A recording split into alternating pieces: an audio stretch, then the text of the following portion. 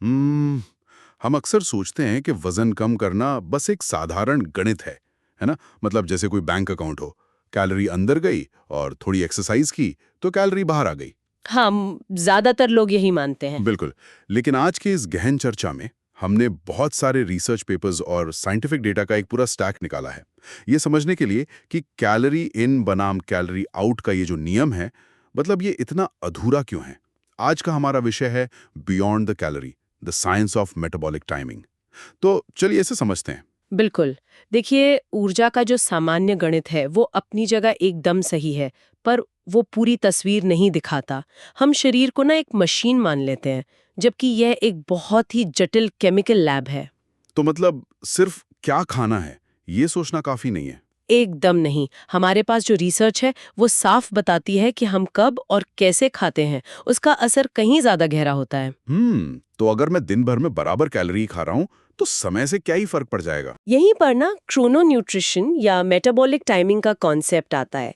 Research में देखा गया कि जिन महिलाओं ने सुबह नाश्ते में ज्यादा कैलोरी ली, उन्होंने रात में ज्यादा खाने वालों की तुलना में बहुत ज्यादा वजन घटाया, अच्छा। जबकि दोनों ग्रुप्स की कैलोरी एकदम बराबर थी। हाँ, बिल्कुल बराबर। और तो और, जो लोग सुबह का पहला खाना उठने के 1.5 घंटे बाद खाते हैं और रात का आखिरी खाना नॉर्मल समय से 90 मिनट पहले खा लेते हैं, उनके शरीर की चर्बी ज्यादा तेजी से कम होती है। अरे वाह, ये तो बिल्कुल वैसा हो गया जैसे गाड़ी में फ्यूल भरना। मतलब रात को भारी खाना खाना तो ऐसा है जैसे गाड़ी को रात भर गैरेज में खड़ी करने से ठीक पहले फुल टैंक करवा लेना। सही कहा। और क्योंकि गाड़ी खड़ी है तो वो फ्यूल इस्तेमाल ही नहीं होगा, वो सीधा फैट के रूप में जमा हो जाएगा। ये सब हमारी सर्केडियन रिदम यानी शरीर की जो अपनी अंदरूनी घड़ी होती है ना, उसके कारण होता है।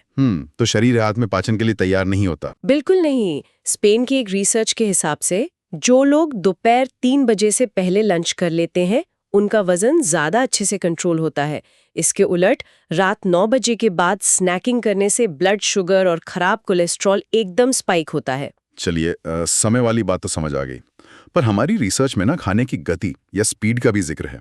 तो क्या जल्दी जल्दी खाने से भी कैलोरी का गणित बदल जाता है? हाँ, स्पीड का सीधा असर हमारे हार्मोन्स पर पड़ता है। एक स्टडी में लोगों को आइसक्रीम दी गई। जिन्होंने उसे बस 5 मिनट में जल्दी जल्दी खा लिया, उनका रिस्पॉन्स उन लोगों से बिल्कुल अलग था जिन्होंने 30 मिनट तक आराम से आइसक्रीम खाई। आइसक्रीम को 30 मिनट तक वो पिघलने गई होगी। खैर, वो एक कंट्रोल स्टडी थी, पर असल बात यह है कि धीरे खाने से शरीर में GLP-1 और PYY जैसे भूख कम करने वाले हार्मोन निकलते हैं, जिन्हें अपने पीक पर पहुंचने में 30 से 60 मिनट लगते हैं। 1 मिनट रुकिए, ये तो वही हार्मोन्स है ना जिनकी नकल आजकल की वो जो बहुत महंगी और मॉडर्न वेट लॉस दवाइयां हैं वो करती हैं। एकदम सही पकड़ा आपने। अगर खाना 5 मिनट में ही खत्म हो जाए तो दिमाग को पेट भरने का सिग्नल ही नहीं मिल पाता। और यहाँ सबसे रोचक बात यह है कि भोजन के बनावट भी ये तय करती है कि हमें असल में कितनी कैलोरी मिलेगी। बनावट मतलब फूड का टेक्सचर? हाँ, सारा बेरी की रिसर्च में बादाम का एक बहुत ही शानदार उदाहरण है।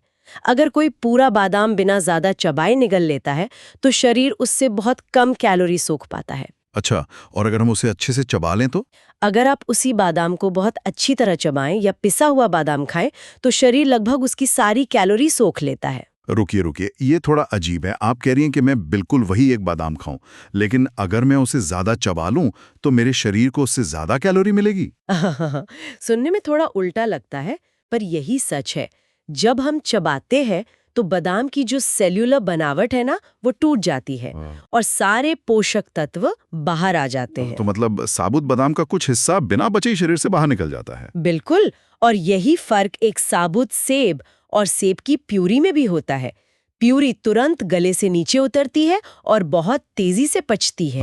आप समझ आया कि अल्ट्रा प्रोसेस्ड फूड से वजन इतनी तेजी से क्यों बढ़ता है। हाँ, क्योंकि फैक्ट्रियों की मशीनों ने उस खाने को पहले ही इतना ज्यादा तोड़ दिया है कि हमारे शरीर को उसे सोखने के लिए कोई मेहनत ही नहीं करनी पड़ती। ये तो बहुत ही लॉजिकल बात है। लेकिन एक सवाल है, क्या हो अगर दो लोग एक ही खाना बिल्कुल एक ही समय पर और एक ही स्पीड से चबा के खाएं, तब तो असर एकदम सेम होगा ना?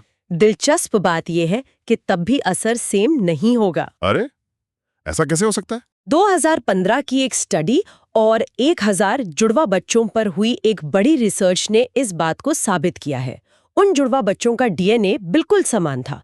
फिर भी सिर्फ एक केला या टमाटर खाने के बाद उनके ब्लड शुगर और इंसुलिन में बिल्कुल अलग-अलग स्पाइक देखे गए।